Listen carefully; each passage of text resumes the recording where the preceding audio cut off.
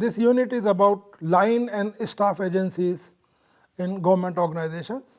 There are certain vertical and horizontal functions which are defined by this. Line agencies types, departments, public corporations, independent regulatory commissions, then need for staff agencies, there are other aspects, functions, staff agencies in India and their kinds, auxiliary agencies, distinction between line and staff. We start with the objectives of this unit. The aim of this unit is to explain you the basis for categorization of agencies, differentiate between line and staff agencies, and you can outline the significance of each of them and identify limitations of line and staff agencies. A sound system of organization involves grouping of positions and fixing up of functions and responsibilities. In other words, division of work into units is characteristic of any organization.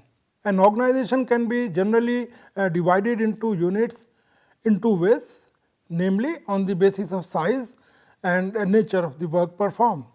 We are familiar with the units of organization based on size, such as department, wings, divisions, branch, sections, and lastly the individual post or positions. The units of organization based on the nature of work are of two kinds, again namely line and staff. The meaning, line agencies are executive while staff agencies are advisory in nature. Line means the subordinate division of operating responsibility. The work of line agencies is directly related to the realization of the objectives of the organization. The line agencies can issue orders of directions in the discharge of their functions. Staff agencies, on the other hand, are of an advisory character. Staff literally means stick. Old and infirm people you may have seen lean on a stick or a staff for support. In public organizations also, which are growing in size on account of the enormous increase in their functions, the chief executive or the chief officer needs support of separate staff. In other words, staff agencies or staff officers help, assist and provide advice in the proper discharge of the functions by the chief executive or the line agencies. They cannot issue orders or directions. They function in the background more or less anonymously. They can be described as an extension of the personality of the chief executive, meaning more eyes, more ears and more hands to aid him in framing and carrying out his plans and objectives. Thus, the central hierarchy of the organization of public administration with a single claim of command is called a line agency, while the agency which is in the margin, not in the line, but whose work facilitates the work of the line agency can be described as a staff agency. This is the broad difference. It may be mentioned in this connection that the concept of line and staff agencies is taken from the military administration. In the military organizations, the line units through their officers and men fight in the battlefield. From the general down to the second lieutenant in the army, the chain of command is unbroken. There are also officers and men who are not in line, who are engaged in specialized services like food supplies, ammunition transport and provision of strategic information. These are the staff agencies. Line units are important because they are concerned with the direct accomplishment of the objectives of the organization. In public administration, they enforce laws, rules and regulations, collect various taxes and other dues which are due to government, and implement the numerous welfare and development programs. The range and volume of their activities are increasing very much with the growing expectations of the people from the government.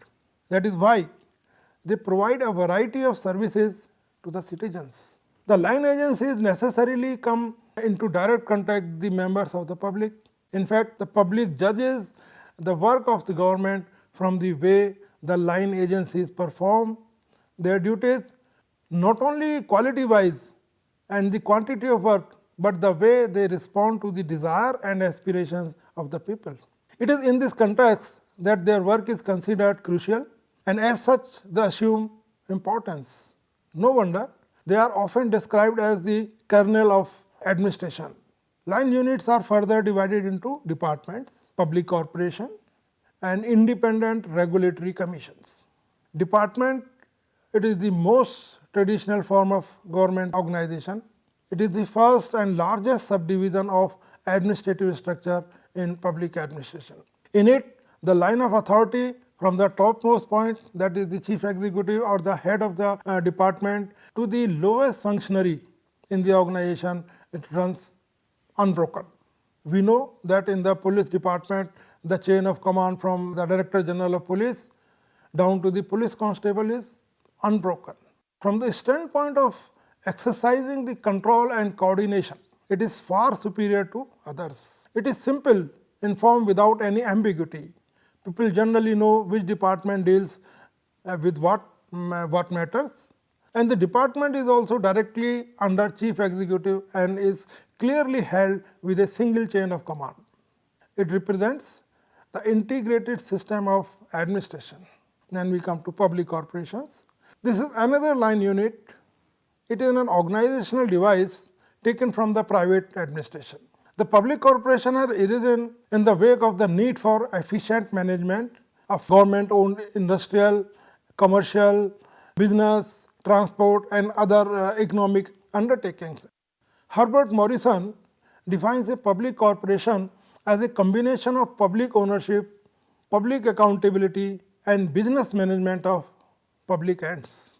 It is a statutory body that is a legal person. In other words, it can own and dispose of property and has perpetual succession and a common seal. It is not under the direct control of the chief executive. Within the parameters of policies laid down by the government or the chief executive, it enjoys autonomy in respect of its internal management and day-to-day administration. The extent of autonomy varies from corporation to corporation. Public corporations serve definite public ends. Most of the public corporations provide services of a varied nature and are engaged in productive, distributive, and other economic activities. The management of government-owned industries through the device of government company is most common these days.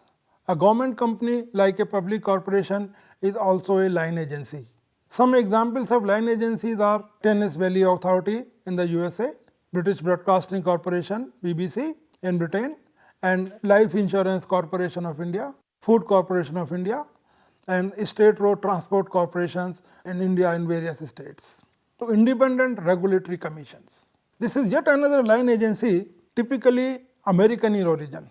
The independent regulatory commissions are independent of the chief executive and are outside the framework of any department. They are not responsible to the chief executive for their work, and as such they are described as islands of autonomy. Further, their work is of mixed character, partly legislative, partly administrative, and partly judicial also. Their work includes the regulation and control of property and activities of the citizen in order to safeguard the social interests. In modern times, the chief executive of a public organization, the prime minister of the country for example, the chief minister of a state, or the chairman cum managing director public undertaking, is burdened with multifarious functions. Often he does not find enough time to apply his mind to finding suitable solutions to the multitude of problems. The issues have to be studied in depth, and various alternatives and their consequences to be anticipated and are evaluated, and then only the most appropriate decision can be taken. The chief executive, he cannot be expected to do all this single-handedly. He needs some support without any outside expert help and assistance. That is why the need for a separate staff agency arises. The indispensability of a staff agency was admirably described by Henry Fayol. According to him, the head of great enterprises are forced to have recourse to a group of men who have the strategy and competence and the time which the head lacks. The staff is a help of reinforcement, a sort of extension of the manager's personality to assist him in carrying out his duties. Further, they have knowledge only in the activities of their own units. They are not expected to have knowledge of the general policies. They are generally not aware of the repercussions which a decision might have on the work of other line units. For instance, a line officer poses the problem of continued agitation by the employees of his unit. Left to himself, maybe he would wish to solve it by banning the agitation and taking disciplinary action against the erring employees. But this solution is not so simple as it appears. The chief executive would like to know what repercussions it will have on others and also its political and legal consequences. Sometimes policies are to be made after due investigation and research. In addition, the line agencies who are very much concerned with the day-to-day administration do not have the time or the bent of mind to think and advise. That is why the need for separate staff agency in large public organizations is self-evident. It was actually pointed out that a staff is an extension of the personality of the chief executive in the proper discharge of his functions. Through investigation, research and careful planning, the problems are anticipated and appropriate solutions are suggested. Firstly, they are not in the line of command, they are in the margin. They are adjuncts to chief executive. Secondly, they are not operative agencies. They do not perform duties and responsibilities of administration for which the organization is created. Thirdly, they do not function in limelight, they work in anonymity. And lastly, and most importantly, their work is mainly of an advisory character. They only plan, advise, suggest and assist. That is why staff agencies, though function in the background, they assume much importance. The quality and performance levels of the chief executive to a considerable extent depends on the quality and output of the staff agency. That is why it is said that staff officers must be intellectually virile and possess the sense of resolving a problem in the context of the total need of administration. Further, they should learn to put hard work without seeking publicity. Staff agencies, other aspects. Number 1, functions. According to Fifner, the functions of staff agencies are A. To advise the chief executive as well as the line units, teaching and counseling. B. To coordinate not merely through plans but also through human personal contacts and win over opposition to decisions. C. To do the job of fact finding and research. D. To plan, formulate the plans. E. To have contact and liaison with other organizations and individuals to know what is going on.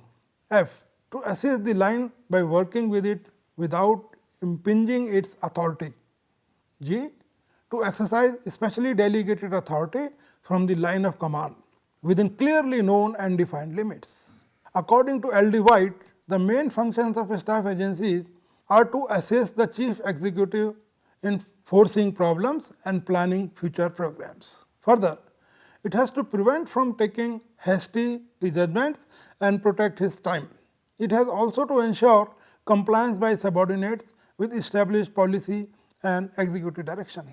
Muni stated briefly that staff work has 3 aspects: informative, advisory, supervisory. The informatory function involves collection of relevant information on which the chief executive decisions are based. The information collected has to be digested, summarized and presented to the chief in a convenient form. In addition, the staff advises the chief executive as to what the decision should be while indicating the alternatives also.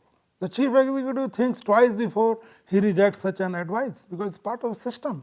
The supervisory function is to see that the decision taken by the chief executive is duly communicated and implemented by the line agencies in the field. This aspect of work, according to Muni, involves inspection, troubleshooting and coordination. Now we see what are the main staff agencies in India. There are several staff agencies in India. Number 1, Cabinet Secretariat. Number 2, Prime Minister's Office. Number 3, Planning Commission. And number 4, State Secretariat. The Cabinet Secretariat provides secretarial help and assistance to the Cabinet and its various committees. The PMO, the Prime Minister's Office, advises the Prime Minister in all matters ranging from intelligence reports to industrial projects. It provides help and assistance to the Prime Minister in effectively discharging his onerous responsibilities towards the nation. Now, what are the kinds according to Fifner? There are 3 kinds of staff agencies, namely general staff, technical staff and auxiliary staff.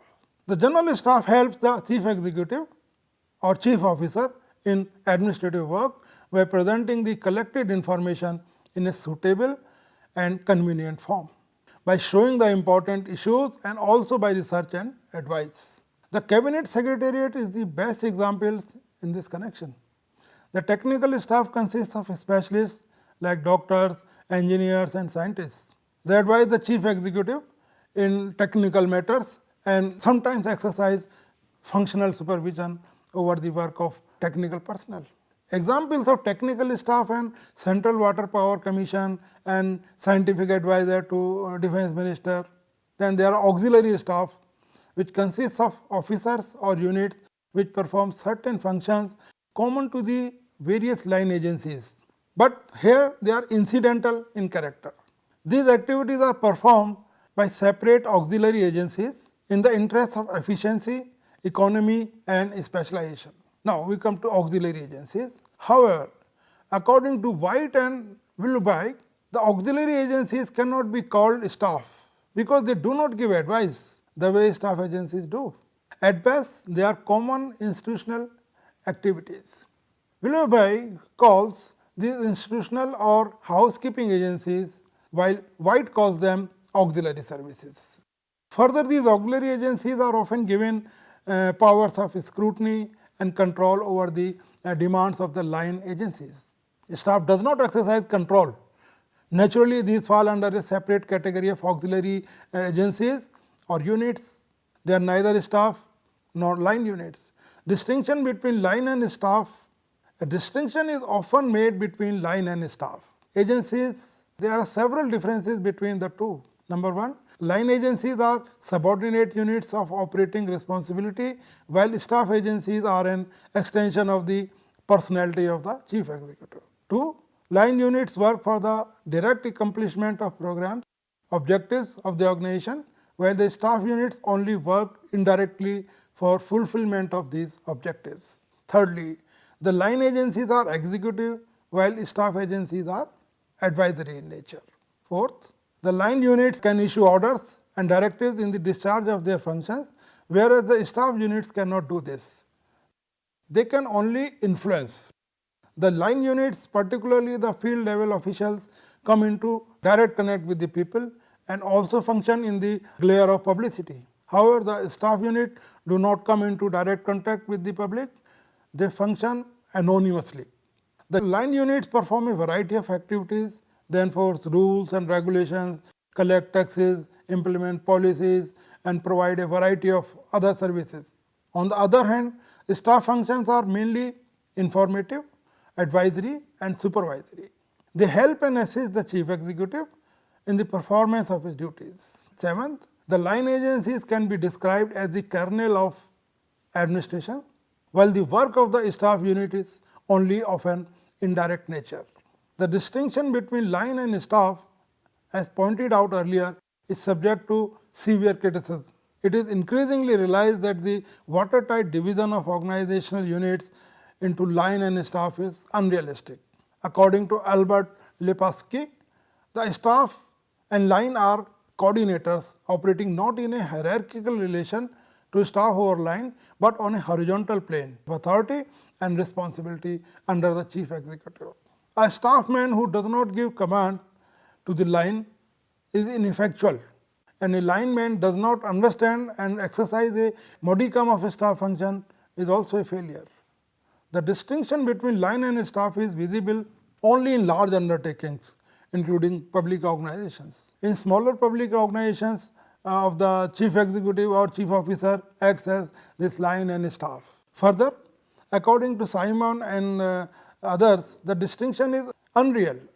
Authority is now considered to be more a matter of influence than of command or authority. Line and staff are units of organizations based on the nature of their work. The concept of line and staff is taken from the military administration basically. The line units assume much importance because they are concerned with the direct accomplishment of the objectives of the organization. Line units are further divided into departments, public corporation and independent regulatory commissions.